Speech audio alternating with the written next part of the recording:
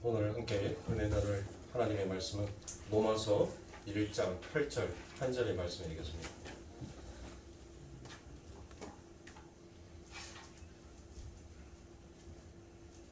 로마서 1장 8절 다 찾으신 줄 알고 한 목소리로 함께 봉독하여 올리도록 하겠습니다. 먼저 내가 예수 그리스도로 말미암아 너희 모든 사람에 관하여 내 하나님께 감사함은 너희 이름이 온 세상에 전파됨이로다. 아멘. 자, 오늘의 말씀의 제목은 교회의 믿음이다라는 말씀의 제목을 가지고 오늘과 다음 주에 걸쳐서 두 주에 걸쳐서 함께 은혜를 나누도록 하겠습니다. 자,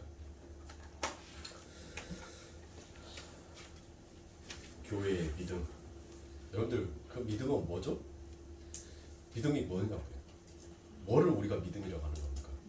자, 우리는 히브리서 11장 1절의 말씀처럼 우리는 보이지 아니하는 것을 마치 보는 자처럼 사는 것이 그게 믿음이에요. 그걸 믿음이라고 하는 거예요. 내 눈에는 보여지지 않았지만 여러분들 보이는 것을 믿는 것은 누구나 다 믿을 수 있어요. 그렇죠? 그런데 우리는 보이지 아니하는 것을 마치 보이는 것처럼 본 사람처럼 가는 것이 그게 믿음입니다.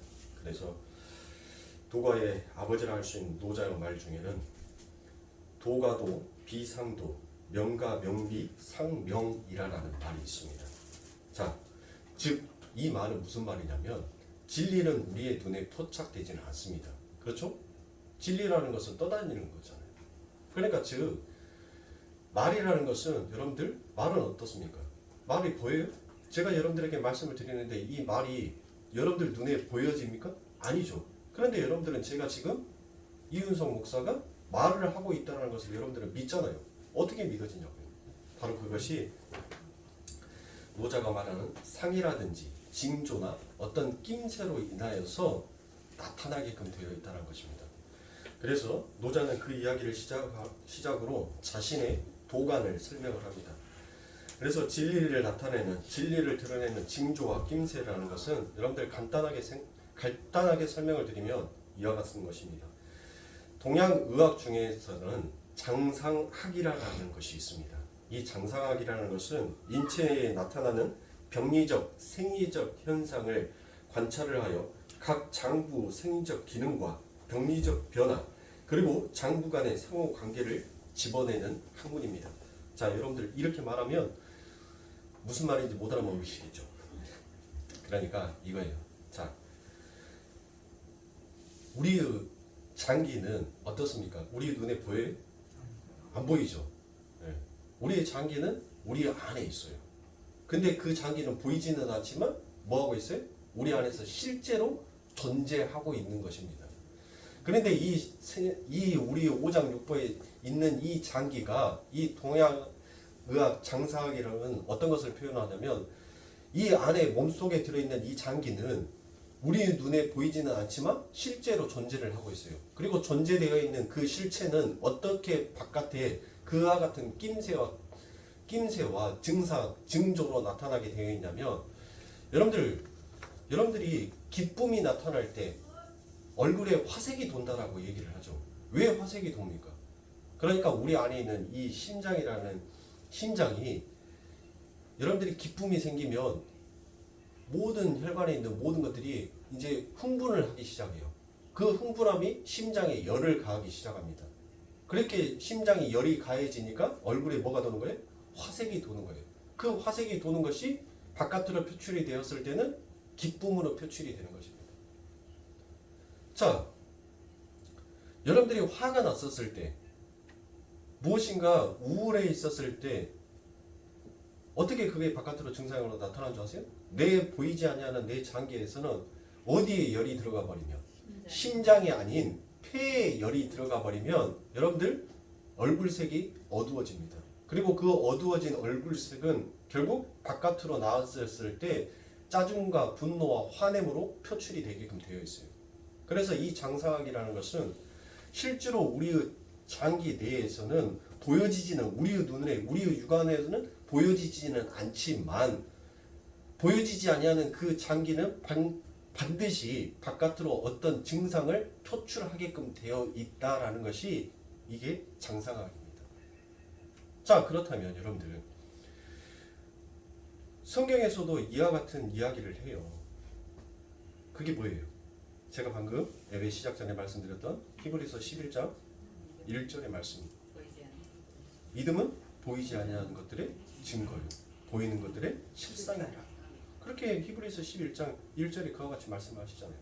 자, 이처럼 성경에서도 보이지 아니하는 어떤 것을 마치 드러내고 보여지는 어떤 하나의 상호 모양으로 표출하고 나타낸다는 것이에요. 그런데 그 모든 것들을 전부 다 그 하늘의 상, 하늘의 징조, 하늘의 낌새를 분명 하늘에서는 어떤 징조와 어떤 낌새 그게 있단 말이에요. 어떤 상으로 반드시 나타내게끔 되어 있어요. 상은 나타낸다는 것이니까 상으로 나타나는데 그것은 전부 다 그 상을 바라볼 수 있느냐? 아니라는 거예요. 성경은 오직 아버지 하나님 앞에 선택받은 자, 오직 하늘과 땅을 연결되어 있는 천국의 열쇠로서 이 땅에서 하나님의 그 삶을 살아가는 자만이 그 하늘의 징조, 하늘의 낌새, 그 상을 보고 하늘을 소망하는 자로 마치 보여지지 아니하는 그 천국을 보이는 자의 삶처럼 실상으로 살아간다는 것이에요. 그러니까 성경에서 우리 예수님께서 너무나도 기가 막힌 말씀을 하세요. 제가 한번 읽어드릴게요. 누가복음 12장 54절부터 56절에 보면 또 무리에게 이르시되 너희가 구름이 서에서 일어나를 보면 곧 말하기를 소나기가 오리라 하나니 과연 그러하고 남풍이 불면 불물 보면 말하기를 심히 더우리라 하리니 과연 그러하니라. 외식하는 자여 너희가 천지의 기상은 분별할 줄 알면서 어찌 이 시대는 분별치 못하느냐라고 예수님께서 말씀하셨습니다. 그러니까 이 세상의 사람들은 뭐만 보고 쫓아간다는 거예요. 눈에 보여지는 그 상, 눈에 보여지는 증상들만을 바라보고 가는데 그 속에서 외식하지 아니하는 자, 오직 아버지 하나님의 천국의 말씀을 품고 가는 자, 그 자들이 있더라라는 것이에요. 그래서 아모스에서는 어떻게 기록이 되었는지 여러분들 한번 제가 읽어드리도록 하겠습니다. 아모스 3장 4절부터 7절에 보면 사자가 움킨 것이 없고야 어찌 수풀에서 부르짖겠으며 젊은 사자가 잡은 것이 없고야 어찌 굴에서 소리를 내겠느냐. 장애를 땅에 베풀지 아니하고야 새가 어찌 거기 치이겠으며 아무 잡은 것이 없고야 장애가 어찌 땅에서 뛰겠느냐.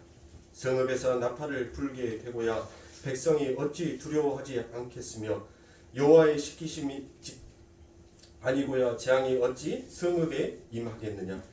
주 여호와께서는 자기의 비밀을 그 종 선지자들에게 보이지 아니하시고는 결코 행하심이 없으시니라. 여러분들 보십시오.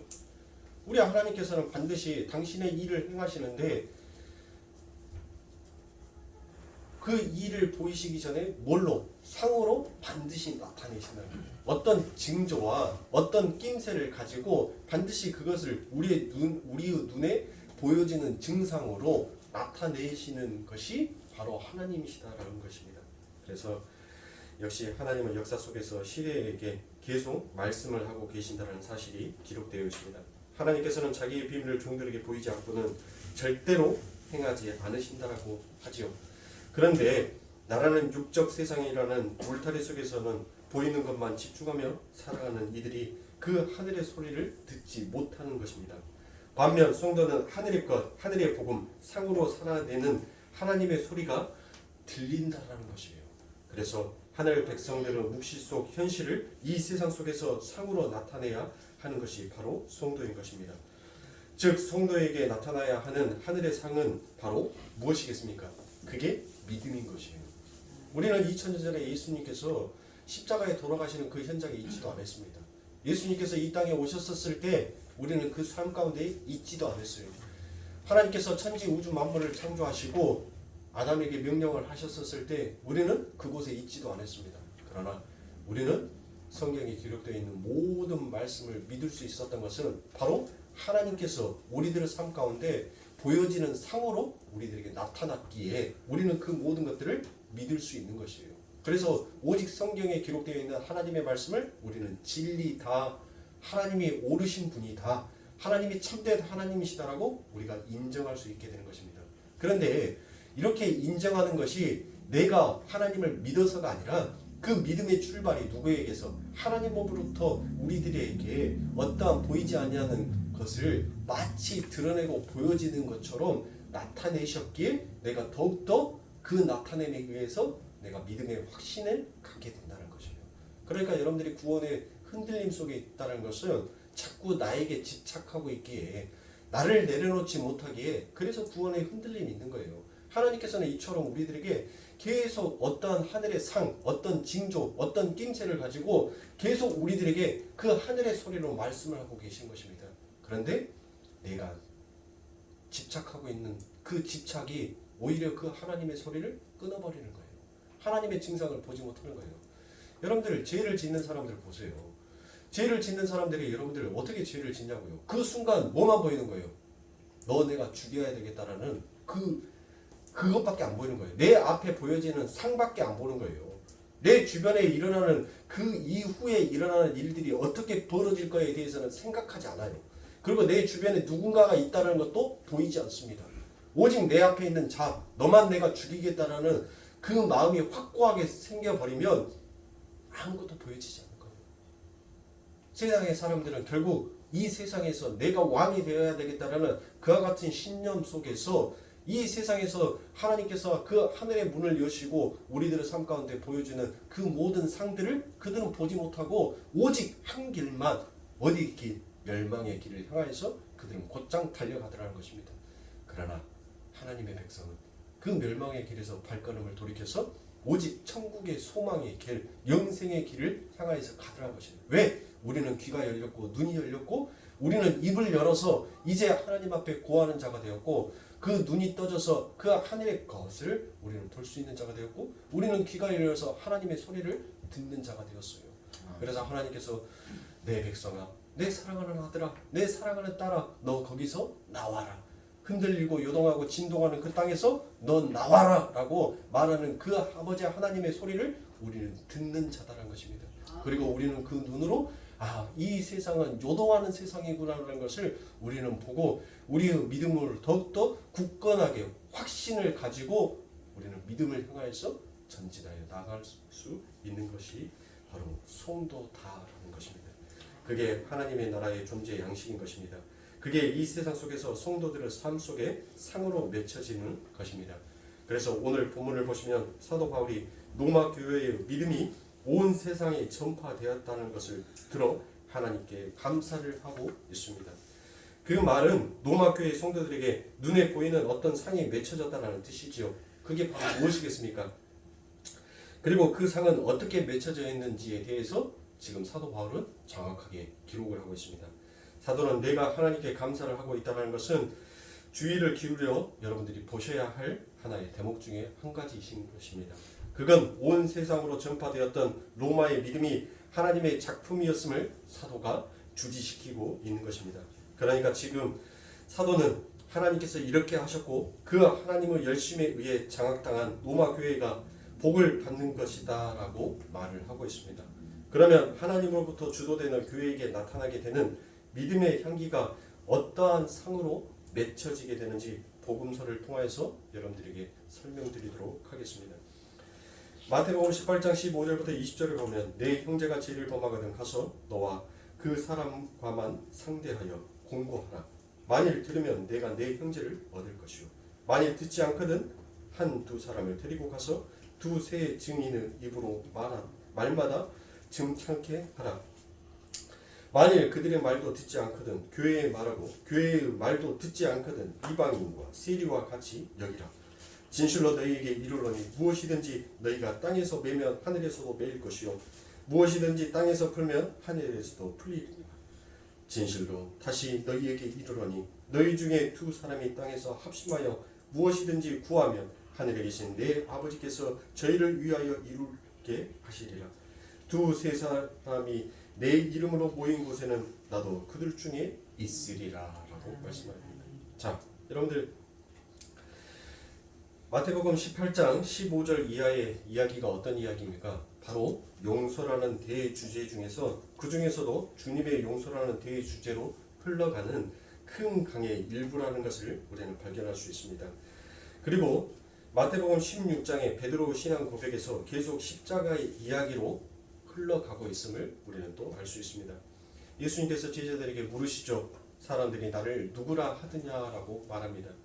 제자들이 대답합니다. 뭐라고 대답합니까? 더는 세례 요한이다라고 하고, 어떤 이는 바로 엘리야다라 하고, 어떤 이는 에레미야다라 하고, 어떤 사람은 선지자 중에 한 분이시다라고 이야기하더이다라고 합니다. 예수님께서 다시 제자들에게 묻습니다.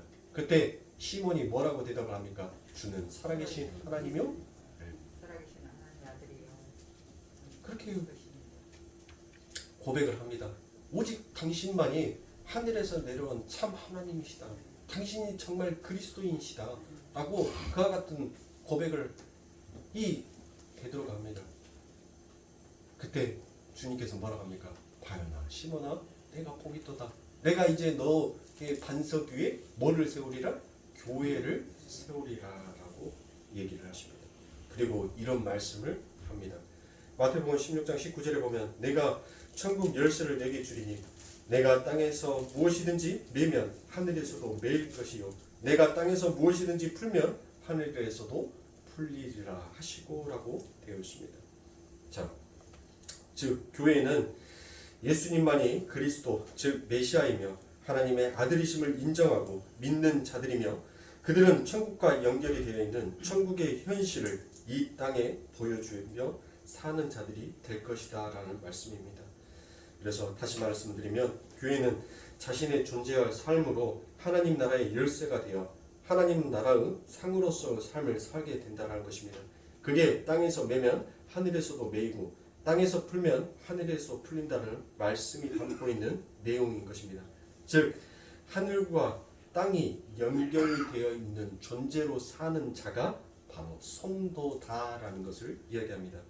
마태복음 18장 18절에 보면 진실로 너희에게 이르노니 무엇이든지 너희가 땅에서 매면 하늘에서도 매일 것이요 무엇이든지 땅에서 풀면 하늘에서도 풀리리라 라고 얘기합니다. 그러니까 지금 주님과 베드로와의 대화와 우리가 살펴보고자 하는 마태복음 18장 15절 이후 교회 안에 죄의 문제와는 아주 밀접한 연관성이 있을 뿐 아니라 동일한 문맥 속에서 이야기임을 우리는 정확하게 알 수 있는 것입니다. 창세전 언약에 의해 교회가 세워지는 이야기와 가시적 지역 교회에서 나타나는 상으로서 모양이 정확하게 같은 것으로 이야기되고 있습니다. 그래서 교회는 바로 예수님의 십자가 순환에 의해 성취되고 완성이 되는 은혜의 공동체라는 것을 확증하는 것입니다. 마태복음 16장 21절을 보면 이때로부터 예수 그리스도께서 자기가 예루살렘에 올라가 장로들과 대제사장들과 서기관들에게 많은 고난을 받고 죽임을 당하고 제3일에 살아나야 할 것을 제자들에게 비로소 가르치시니라고 말합니다. 이렇게 교회는 예수님의 십자가 순환으로 거저 발생한 은혜의 공동체인 것입니다. 그런데 베드로가 주님을 말립니다. 그때 예수님께서는 교회의 올바른 상의 삶을 말씀으로 보여주고 계십니다. 그게 마태복음 16장 24절을 보면 이에 예수께서 제자들에게 이르시되 아무든지 나를 따라오려거든 자기를 부인하고 자기 십자가를 지고 나를 쫓을 것이니라 라고 말합니다. 자, 그러니까 교회는 하나님의 은혜로 말미암고 은혜로 완료가 되는 은혜의 공동체이며 교회의 자기 주장이나 자기 확장, 자아 실현의 욕망을 부정되고 부인되어져야 한다는 것이 바로 교회다라는 것입니다. 그래서 믿음은 인간에게서 결코 사유될 수 있는 종류의 것이 아니다라는 것입니다. 믿음은 하나님의 일하심에 대한 다른 표현인 것이고 언약과 언약 성취의 의지를 내포하고 있는 하나님 쪽에서 언어가 바로 믿음이다라는 것입니다. 그래서 그렇게 하나님의 믿음에 의해 끌려가는 하나님 절대 의존적 존재들의 삶을 믿음의 삶이라고 하는 것입니다. 그러한 현실 수긍의 모습이 바로 로마 교회의 지금 어떠한 상의 모습으로 보여지고 나타났다라는 것입니다. 그래서 로마서 8장에 가면 당시 로마 교회의 상이 어떠했는지 아주 잘 나와 있습니다. 로마서 8장 17절부터 18절 그리고 35절부터 37절에 보면 이와 같이 기록이 되어 있습니다. 자냐면 또한 후사 곧 하나님의 후사요 그리스도와 함께한 후사니 우리가 그와 함께 영광을 받기 위하여 고난도 함께 받아야 될 것이니라. 생각한데 현재의 고난은 장차 우리에게 나타날 영광과 좋게 비교할 수 없도다. 누가 우리를 그리스도의 사랑에서 끊으리요? 환난이나 홍고나 비박이나 기근이나 적신이나 위험이나 칼이냐. 기록된 바 우리가 종일 주를 위하여 죽음을 당케 되면 도살할 양같이 여김을 받았나이다 함과 같으니라. 그러나 이 모든 일에 우리를 사랑하시는 이로 말미암아 우리가 넉넉히 이기느니라 라고 말합니다. 자, 로마 교회에 지금 박해와 핍박이 있는데 그 로마 교회의 박해와 핍박이 뭐와 같다라고 합니까? 도살된 양과 같다라고 말합니다. 그러니까 여러분들 얼마나 그 핍박이 심하였는지 여러분들 이 말씀 한 구절만 보더라도 여러분들 상상이 가시죠. 그런데 그들은 지금 뭐 하고 있다는 것입니까? 사도 바울이 넉넉히 이기고 있더라는 것이에요. 그와 같은 도살당한 양처럼 그들이 엄청난 핍박 속에서도 그들은 그것을 넉넉히 이기더라라는 것입니다. 왜요? 그게 바로 교회의 본질이고 그게 바로 교회의 존재 목적이다라는 것을 그들이 뭐 한다는 거예요? 안다는 것입니다. 그러니까 교회에 나와서 내가 어떤 병치료함이 받고 내가 어떤 것을 이 세상 가운데서 이루고자 싶어하는 어떤 욕망이 이루어지고 나의 꿈이 실현이 되는 그것이 교회가 아니라 내 삶 가운데 있어서 바로 예수 그리스도의 그 이름으로 인한 어떠한 핍박이 오더라도 나는 그것을 능히 이겨내더라는 것입니다. 그런데 그 이겨냄이 지금 사도 바울이 뭐라고 얘기하는 거예요? 로마 교회가 그들이 어떤 행위를 해서 그들이 어떤 대단한 업적을 남겨서 그들이 지금 보기에 하나님 앞에 감사를 올릴 만큼 사도가 자랑스러운 것이 아니에요. 그와 같은 박해와 핍박 속에서도 진짜 보이지 아니하는 상을 마치 보이는 상처럼 여길 수 있게끔 지금 하나님께서 로마 교회에게 뭐 하고 계신다는 거예요? 그 하늘의 복을 지금 그들의 삶 가운데 그 교회에 붓고 계신다는 거예요. 그러니까 그들이 지금 아버지 하나님의 은혜, 하나님의 그 긍휼, 하나님의 그 축복, 하나님의 그들을 향한 터치하심, 하나님의 그들을 향한 만지심으로 인하여서 그들이 그 엄청난 핍박 속에서도 야, 내가 죽어도 내가 죽으면 지금 저 하나님 손에 붙을 수가 있는데 저 하나님 손에 내가 안길 수가 있는데 내가 지금 죽고 사는 게 문제냐? 저 위대하신 하나님이 내게 손을 뻗으시면서 지금 엄청난 일을 하고 계시는데 내게 오는 이 회초리가 내게 오는 이 핍박이 내게 오는 이 칼날이 네가 무엇이 두렵겠느냐라고 여기게 되더란 것이에요. 그러니까 지금 이 사도가 그 로마 교회를 보면서 누구에게 감사를 하고 있는 겁니까? 성경 말씀에 누구에게 감사해요? 로마 교회에게 감사합니까? 아니죠. 하나님께 감사하더라는 것이에요. 왜? 하나님께서 그들을 어여삐 여기시고 하나님께서 그들을 긍휼히 여기셔서 그들에게 아버지 하나님의 뜻을 그 믿음의 뜻을 아버지 하나님의 그 언약의 성취를 지금 이루어내고 계시는 그 일을 보니까 뭐 하다는 거예요? 감사하다는 거예요. 너희들이 지금 하나님의 도구로 쓰임받고 있는 그 모습 지금 하나님이 일하고 계시는 그 상으로 나타나는 것 형상과 증상으로 나타나는 그 모습을 보고 있으니까 나는 기쁘다는 거예요. 보잘것없는 나 배설물과 한낱 배설물과 같은 나 죄인의 계수였던 내가 하나님의 그 복음을 전하기 위하여서 내가 로마까지 어떻게 해서 왔는데 아버지 하나님께서는 세상에 마귀는 나를 어떻게 해서든 그 로마의 그 땅끝에 가서 아버지 하나님의 복음을 전하지 못하도록 방해를 했었는데 하나님은 하나님의 일하심, 하나님의 복음, 하나님의 언약 성취는 아낌없이 나를 전차처럼 밀고 가시더란 것이에요. 그리고 그렇게 밀고 가서 온 세상에 아버지 하나님이 어떠한 분이신지를 전파해 주게 하신 하나님 감사합니다라는 거예요. 지금 로마 교회도 하나님의 언약의 성취로 나처럼 내가 하나님의 언약을 성취하는 도구로 나를 하나님께서 들어서 쓴 것처럼 너희들을 지금 하나님께서 들어서 쓰고 계시는 그 모습을 보니까 그것으로 인하여서 하나님께 감사하고 너희들에게 고맙다는 것이에요. 왜? 하늘의 백성으로서 함께 성장해가고 함께 자라나는 자들이 있기 때문에 사랑하는 성도님들, 우리 거룩교회 성도님들 한 분 한 분이 여러분들 물론 이 땅에서 여러분들 슬픔보다는 기쁨의 삶을 살면 더 좋죠.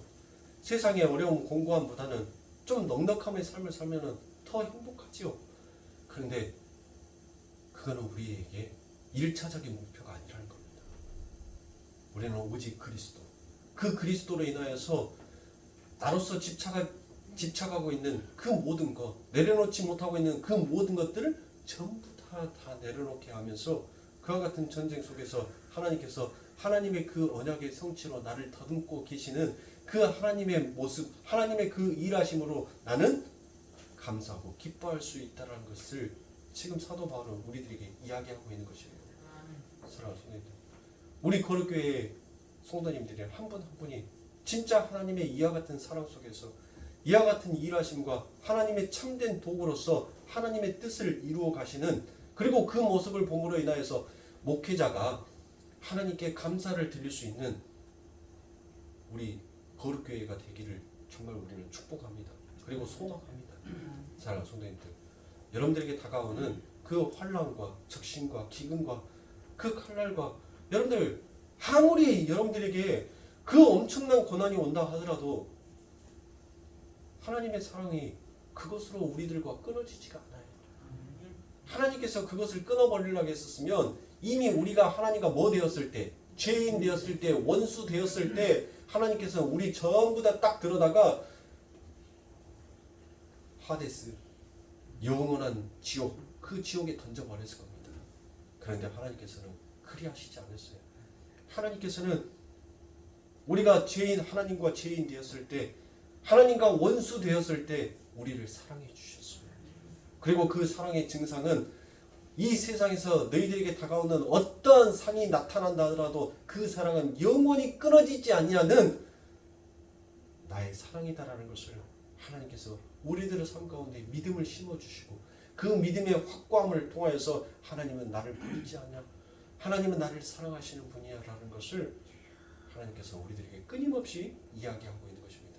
그런데 내가 그 사랑을 못 듣는 거예요. 내가 그 사랑을 못 느끼는 거예요. 여러분들, 제가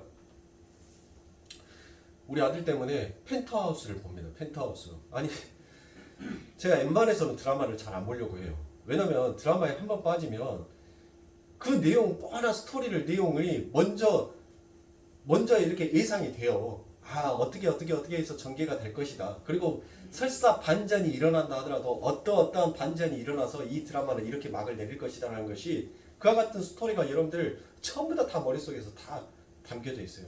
그런데 한치도 예상을 벗어나지 않아요. 한치도.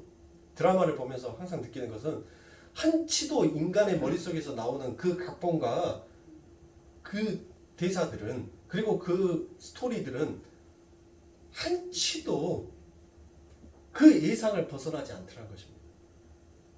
여러분들, 그 펜트하우스를 보면 정말 나쁘게 말하면 저질스러운 드라마 중에 한 편입니다.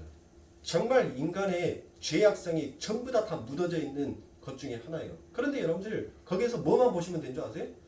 인간은 결코 자기 것에 대해서 내려놓지 못하는 존재, 자기를 얼마나 집착하는 존재인지를 그 드라마가 연실히 보여주고 있는 거예요. 그것만 보면 돼요. 아, 인간의 추악함, 인간의 더러움, 인간이 내려놓지 못하는 그 죄악의 본성이 무엇인지를 그 드라마가 지금 세세하게 보여주고 있는 거예요. 세세하게. 그 펜트하우스에 나오는 그 쪽제비 여우같이 생긴 천서진이라는 그 여자 보십시오. 그 내려놓지 못하는 자기의 명예욕, 그 권력, 그 자랑, 그 인기, 그것을 향하여서 부모까지도 도살해버리고, 자녀가 그와 같은 죄를 범하였는데도 그 자녀의 죄를 묵고하면서 여전히 그 자리를 차지하고 싶어하는 나, 그리고 그 자리를 뺏고 싶어하는 또 다른 사람, 그렇죠? 연예인들 보면서도 이름이 벌써 15회, 30편, 지금 40편의 영화를 제가 봤는데 40편의 드라마를 봤으면서도 연예인들이 이러면 왜 그렇게 안 헤어진지 모르겠어요. 주단태. 그것을 뺏으려고 하는 주단태. 예. 그것을 지키려고 하는 천서진.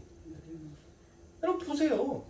인간은 그거예요. 모든 드라마 봐보세요. TV 속에 나오는 모든 사극이라든지 모든 드라마를 보면 여전히 내려놓지 못하는 인간의 제약된 본성을 연실히 보여줘요. 근데 그것에 대한 스토리를 여러분들이 조금만 상상의 날개를 피시잖아요. 그러면 야, 너는 어떻게 그렇게 내가 생각하는 그 오차 범위에서 영원히 벗어나지 못하는 너는 어쩌면 그래.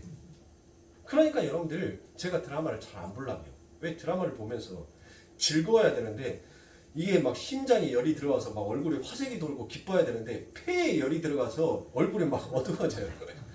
그리고 오메 저 구미호 같은 년, 오메 저 못된 년. 너 그 계단에서 안 굴르냐 너는? 어떻게 그 힐을 신고 너는 네 애비보다도 더 그 계단에서 펄짝펄짝 잘 뛰냐? 하면서 막 폐에 열이 들어가서 막 드라마 보면 씩씩거립니다. 그런데 뭘 해요? 이 채널이 손가락이 돌리면 되는데 돌려버리면 되잖아요. 안 보면 되는데 이게 안 돼요. 이게. 그러면서 저를 뭘 발견하지 아십니까? 그래, 너도 역시 선악의 주체로 지금 그 TV 속에 나와 있는 그 각본을 보면서 너도 역시 네 옳고 그름, 너만이 가지고 있는 진리와 비진리로 너 지금 판단하고 나누고 있잖아. 그러니까 결국 TV 속에서 나오는 저들의 인물과 나는 역시 나라는 존재를 여전히 내려놓지 못하는 존재구나. 우리는 우리라는 이 존재에서 영원히 벗어나지 못하는 존재이구나라는 그것을 깨달은 거예요. 그래서 그때 하나님께서 우리들에게 부어주신 그 구원의 은혜가 얼마나 값지고 얼마나 고귀하며 얼마나 우리 하나님께서 나를 사랑해 주고 계시는지를 여러분들 깨닫게 되는 것입니다. 자, 그래서 즉 예수님의 십자가는 패배가 아니요 또한 절망의 끝도 아님을 보여주는 것입니다. 그리고 예수님께서는 변화된 자신의 모습을 제자들에게 보이셨습니다. 그렇죠?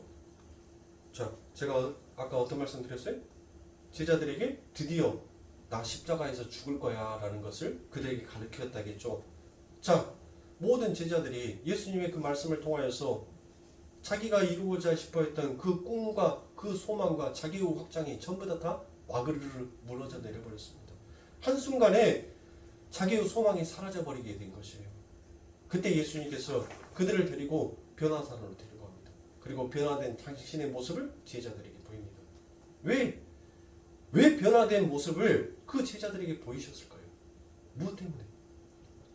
바로 그들의 삶, 앞으로 그들에게 닥쳐올 그 삶이 어떠한 삶을 살게 되는지를, 그리고 하늘의 나라, 하늘의 진짜 천국이 어떠한 모습으로 사는 자인지를 예수님께서 그들의 삶 가운데 뭘로? 상으로 보여주는 거예요. 나타남으로 보여주는 겁니다.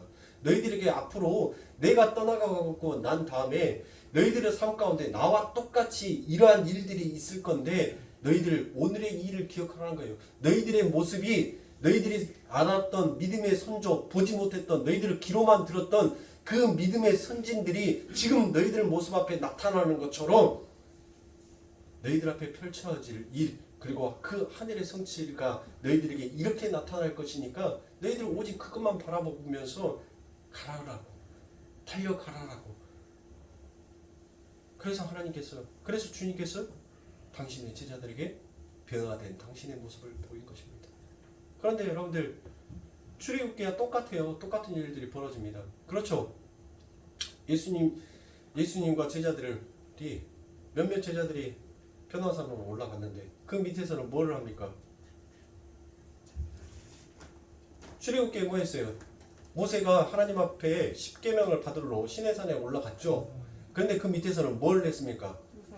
우상 숭배를 하면서 굿이 일어났어요. 굿판이 일어났단 말이에요. 예? 예수님과 예수님이 선택한 그 몇 명의 제자, 수제자들을 데리고 변화산으로 갔었을 때 그 밑에서는 또 굿판이 벌어졌어요. 무당짓이 일어났단 말이에요. 얼쑤 하면서 이름만 바뀐 거예요. 산신령 있게 비나이다.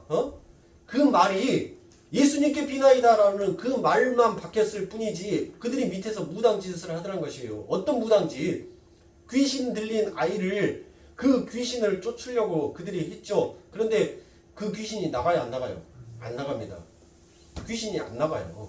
그러니까 자기가 그와 같은 믿음을 소유하고 자기에게 그와 같은 능력이 있을 것이다 라고 생각을 하면서 그 귀신을 쫓으려고 했는데 귀신이 안 나갔다는 것은 뭐예요? 하나님께서 그 일을 허락지 아니하셨다는 것이에요. 그러면 그 일을 통해서 무엇을 우리는 배워야 됩니까? 믿음은 내 것이 아니구나를 배워야 되는 거예요. 귀신을 쫓아내는 것도 누가 허락해 줘야 되는 거예요? 하나님께서, 예수님께서 야 떠나가! 라고 명령을 해 주셔야지만이 그래야지만이 귀신이 떠나가는 거예요. 내가 내 스스로 내가 예수를 믿는다고 내가 하나님의 말씀을 안다고 내게 믿음이 있다라고 야 귀신아 떠나가 라고 해도 그 귀신은 떠나가지 않습니다. 오직 하늘에서 아버지 하나님께서 그 일을 허락하셔야지만이 그 일이 삶 가운데 일어나는 거예요. 그래서 예수님께서 내려오셔서 그 아이를 치료해 주시죠. 치료해 주시고 난 다음에 뭐 합니까? 그 제자들에게 뭐라고 말해요? 대답하여 마가복음 9장 19절에 보면 대답하여 가라사대 믿음이 없는 세대여 내가 얼마나 너희와 함께 있으며 얼마나 너희를 참으리요 그를 내게로 데려오라 하시매 라고 말합니다. 이렇게 해서 예수님께서 그들을 치료해 주셔요. 그리고 난 다음에 마태복음 17장 20절에 보면 가라사대 너희 믿음이 적은 영혼이라 진실로 너희에게 이르노니 너희가 만일 믿음이 한 겨자씨만큼만 있으면 이 산을 명하여 여기서 저기로 옮기라 해도 옮길 것이요 또 너희가 못할 것이 없느니라 라고 말합니다. 자, 여러분들 우리는 히브리서 11장 1절의 말씀처럼 우리는 그 믿음이 내 안에 있다는 것을 우리는 확실하죠? 아멘 소리 안 나와. 여러분들 예수 안 믿으세요? 여기 무단대 앉아 있으세요? 예수 믿잖아요. 그 믿음이 내게 있잖아요. 그러면 여러분들 우리 다 같이 내가 예수님의 이름으로 명하노니 거룩게 해야 저 무등산 꼭대기로 올라가자! 올라갑니까? 왜 이와 같은 일들이 안 일어나요? 우리에게는 믿음이 있는데 자 여기에 보면 여러분들 한 겨자씨만큼만 있으면 이라고 되어 있죠. 너희들에게 겨자씨만큼은 믿음도 없다라는 것이에요. 자 이것을 헬라어 원어에 보면 호스, 코콘, 시나푸스입니다. 바로 겨자씨같이 생긴 믿음, 겨자씨같이 생긴 믿음. 그러니까 그 믿음이 뭐 한다는 거예요? 그 믿음조차도 너희들에게는 없다는 것이에요. 자 그러면 이 말씀은 무슨 말씀이냐고요? 역으로 생각하셔야 돼요. 하나님의 말씀은 이율배반적이다라고 했죠? 이율배반적. 하나님의 말씀을 역으로 생각하셔야 돼요. 우리들 안에 그 믿음이 없다라는 것이 아니라 너희들 안에 그 믿음이 있는데 그 믿음이 발휘되기 위하여서는 너라는 존재가 뭐 해야 된다고요? 너라는 존재가 그 겨자씨만큼 없어져야지만이 그 믿음이 큰 믿음이 되어서 너희들의 삶 가운데 나타나게 된다는 것이에요. 너희들이 그러니까 믿음은 너희 것이 아니라 오직 아버지 하나님께서 너희들에게 부어줬을 때 그때 그 믿음이 큰 믿음이 된다는 것이에요. 그리고 그때 너희들이 능치 못함이 없다라는 것이에요. 그러니까 결국 하나님께서 뭐라 하는 거예요? 너희들이 절대로 사유되어서는 안 된다는 거예요. 너희들의 어떤 너희들의 너희들의 옳고 그름의 판단 그것이 먼저 앞서 버리면 하나님은 일하시지 않는다는 거예요. 왜? 그것은 자기의 의로 드러나기 때문에 하나님의 영광으로 드러나야 되는데 자기의 영광으로 드러나 버리기 때문에 하나님께서 예수님께서 이 믿음이 없는 놈아 라고 얘기를 하는 거예요. 이 겨자씨만한 믿음도 없는 여러분들 저는 성지순례 한 번도 안 가봤어요. 네, 성지순례를 안 가봤기 때문에 성지순례를 가면 그 이스라엘 예루살렘 그 성전에 있는데 가면 거기에 가면 관광 명소에서 겨자씨를 판대요. 겨자씨를 파는데 이 스카치 테이프에다가 그 씨 하나를 딱 넣고 스카치 테이프를 딱 덮어서 그걸 이쁜 종이에다 이렇게 딱 넣어가지고 그렇게 해서 판다라 그래요. 그거를. 근데 여러분들 거기에서 파는 그 겨자씨는 눈에 보여요. 조 크기에 조 크기처럼 눈에 보이는 것을 그냥 스카치 테이프에다 붙여가지고 팔아요. 왜? 안 보이는 거 그랬다고 해가지고 팔면은 믿어요, 안 믿어요? 너 장난해? 야이씨, 나도 스카치 테이프 공중에 떠다니는 거 스카치 테이프 갖다가 이렇게 딱 해갖고 나도 팔겠다 여기서. 뭔 겨자씨 이것이 관광하는 관광 사람들이 안 믿는다는 거예요. 그러니까 조그마한 크기 겨자씨 중에서도 가장 큰 그 조그마한 크기의 그 겨자씨를 스카치 테이프에다 붙여가지고 그걸 판대요. 이게 겨자씨다라고. 근데 실질적인 겨자씨는 여러분들 그 조를 빠사버리면 돼요. 그 조 하나를 수저로 팍 빠사가지고 거기에서 가루가 나오죠. 그 가루가 겨자씨예요. 그 가루가. 여러분들 요즘 걸어다니는 컴퓨터 갖고 다니시잖아요. 거기에다가 겨자씨 쳐보세요. 그러면 그 현미경으로 그거를 확대 시켜가지고 그걸 사진 찍어놓은 것을 인터넷에서 올려놨어요. 그거 한번 보시면 돼요. 몇만 분의 1로 확대를 시켜서 그 겨자씨가 보이는지 여러분들 핸드폰 다 갖고 다니시니까 핸드폰으로 검색하면 돼요. 그러니까 우리는 아예 사유되지가 않아야 된다는 거예요. 우리의 의견, 우리의 뜻이 없어져야 된다는 거예요. 그래서 예수님께서 뭐라 합니까? 나를 따라오려거든 자기의 십자가를 지고 자기를 부인하고 따라온 자만이 그 자만이 나의 제자다라고 얘기를 하는 거예요. 그러니까 사랑하는 성도님들, 다시 말해서 성도의 믿음은 능력으로 나타나거나 눈에 보이는 힘으로 측량될 수 있는 것이 아니라는 얘기입니다. 즉 믿음은 자기가 겨자씨처럼 부인이 되고 하나님의 일하심만이 드러나는 그러한 모습으로 나타나는 것이 진짜 믿음이다라는 것입니다. 그래서 믿음은 하나님의 일하심이요 하나님의 능력입니다. 그러니까 교회는 끊임없이 자기를 부인당하고 하나님의 영광만을 드러내는 도구로서 삶을 살게 되어 있는 것입니다. 그렇게 성경은 그 변화사 나리의 믿음 없음의 이야기를 하다가 또다시 예수님의 십자가의 죽음을 상기시킵니다. 마태복음 17장 22절부터 23절을 보면 갈릴리에 모일 때 예수님께서 제자들에게 이르시되 인자가 장차 사람들의 손에 넘겨 죽임을 당하고 제3일에 살아나리라 하시니 제자들이 심히 근심하더라라고 말합니다. 이렇게 교회는 예수님의 죽음으로 완성이 되는 자기 부인의 은혜의 공동체인 것입니다. 그리고 그 문맥은 성전세 문제로 이어지게 됩니다.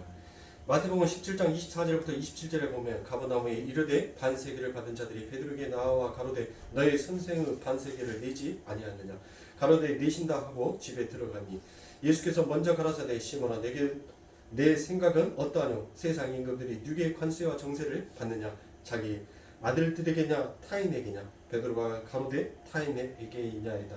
예수께서 가라사대 그러하면 아들들을 세를 면하리라. 그러나 우리가 저희로 오해케 하지 않기 위하여 내가 바다에 가서 낚시를 던져 먼저 오른 고기를 가져 입을 열면 돈 한 세계를 얻을 것이니 가져다가 나와 너를 위하여 주라 하시니라라고 말합니다. 왜 성경이 갑자기 성전세 문제로 화제를 돌리는지 궁금하지 않으십니까? 자, 여기서 주님이 말씀하신 성전세란 바로 생명의 속전으로 드려지는 것을 말하는 것입니다. 출애굽기 30장 15절부터 16절에 보면 너희의 생명을 속하기 위하여 여호와께 드릴 때 부자라도 반세겔에서 더 내지 말고 가난한 자더라도 덜 내지 말지며 너는 이스라엘 자손에게서 속전을 취하여 회막의 봉사에 쓰라. 이것이 여호와 앞에서 이스라엘 자손의 기념이 되어서 너희의 생명을 속하리라. 자, 그러니까 하나님께서는 그 생명의 속전은 뭐다는 것이에요. 부자나 가난한 자나 전부 다 뭐 한다고요? 동일하게 돌아간다는 거예요. 그러니까 생명의 속전은 뭐인 거예요? 뭐? 구원을 말하는 거예요. 구원을. 네가 하나님께서 너가 가난하다고 하나님께서 너에게 구원의 은혜를 조금만 베풀고 너는 부자락에서 구원의 은혜를 많이 베풀고 그런 하나님이 아니다라는 거예요. 하나님은 모두에게 평등하게 공평하게 그 구원의 은혜를 부어 주었듯이 믿음 역시도 뭐다는 거예요? 똑같다는 거예요. 어떤 사람은 큰 믿음에서 더 큰 믿음을 주고 어떤 사람은 작은 믿음에서 작은 믿음을 주는 것이 아니라 하나님께서는 큰 자나 작은 자나 그거 상관없이 똑같이 그들에게 그 믿음의 아버지 하나님께서 주시고 싶어하는 그 믿음의 분량을 그들의 삶 가운데 주었다라는 것을 그것을 나타내는 것입니다. 그래서 생명의 속전은 인간들의 노력이나 공로로 개입이 되어서 주어지는 것이 아니라 자격이나 됨됨이를 근거로 하여서 주어지는 것도 아닙니다. 오직 하나님의 은혜로 주어지게 되는 것을 하나님께서 다시 한번 그들에게 가르쳐 주시기 위하여서 성전세의 문제를 가지고 하나님께서는 당신의 죽음, 이 죽음이 의미하고 있는 것이 무엇인지를 당신의 제자들에게 다시 한번 어필하여 주고 계시는 것입니다. 사랑하는 성도님들, 여러분들의 한 주간이 여러분들이 크고 작음이 아니에요. 여러분들이 얼마만큼 하나님에게 집착하고 있는지, 얼마만큼 하나님을 사모하고 있는지, 내가 이 세상에 집착하는지 저 하늘에 집착하고 있는지 여러분들 딱 그 차이일 뿐입니다. 이 땅에 집착하는 자는 영원한 멸망의 길로 떨어질 것이고 오직 저 하늘의 나라를 소망하고 그 하늘의 나라에 자기의 모든 것을 집착하고 있는 자는 바로 생명의 속전, 생명의 길로 그의 삶을 마치게 될 것입니다. 사랑하는 성도님들, 여러분들의 한 주간 오직 그 하늘만을 소망하시면서 여러분들 살아가십시오. 여러분들에게 닥쳐오는 그 어떤 기근과 환난도 그것을 하나님의 그 사랑에서 여러분들 끊지 아니하신다는 것을 여러분들 잊지 마십시오.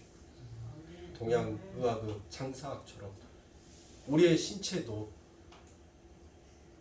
우리의 얼굴로 어떤 상을 표현하듯이 우리는 영적인 존재입니다. 나의 영혼이 병들어 있거나 나의 영혼이 기뻐 있다는 것을 반드시 내 영혼은 내 삶 가운데 상으로 드러나게 됩니다. 여러분들 우리는 그것을 감지할 수 있어야 돼요. 그리고 아버지 하나님께서 원하시는 진짜 복된 길이 무엇인지를 우리는 아니까 그 길로 우리의 걸음을 돌리셔야 합니다. 사랑하는 성도님들, 승리하십시오. 그리고 아버지 하나님 그 사랑 앞에 여러분들 오직 감사와 찬양과 영광을 돌리시는 사랑하는 성도님들의 삶이 되시길 바랍니다. 다음 시간에 이어서 계속하도록 하겠습니다. 기도하겠습니다. 하나님 감사.